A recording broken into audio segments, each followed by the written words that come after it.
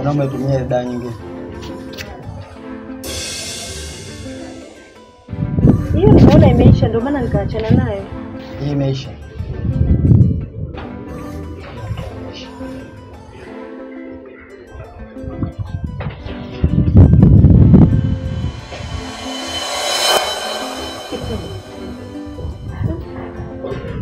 Imeisha. Imeisha. Mbona nimepata?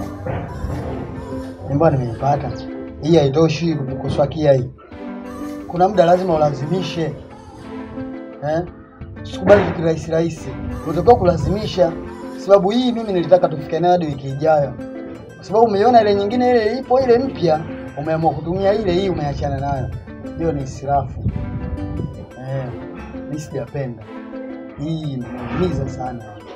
Unataka kutumia hii.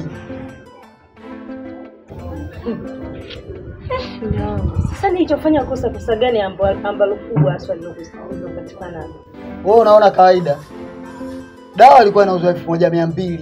Sasa hivi 1500. Imezidi shilingi ngapi? 300 nzima hapo imezidi. 300 ufanyie kitu kingine hapo.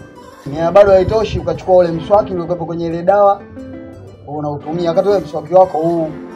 Usi ndio mswaki wako bado huu mswaki usibado. Mswaki una shida gani huu? Sasa usi umeisha jamani mume wangu. Mswaki umeisha huu.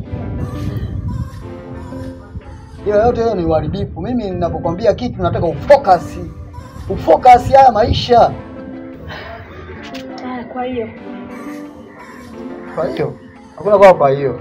Wewe nipunguzie ida nyingi. Ida nyingi. Jamani hata dawa tena unapunguza.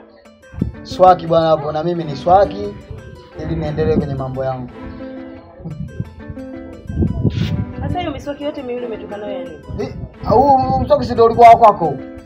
Huu ulikuwa wako, israfu zimekuzidi muone utumie huo mpya tumia sasa. Huu mswaki ndio utakao utumie, usijui una shida gani watu. Umeshaisha huo. Umeisha huo. Mimi siwezi kutumia.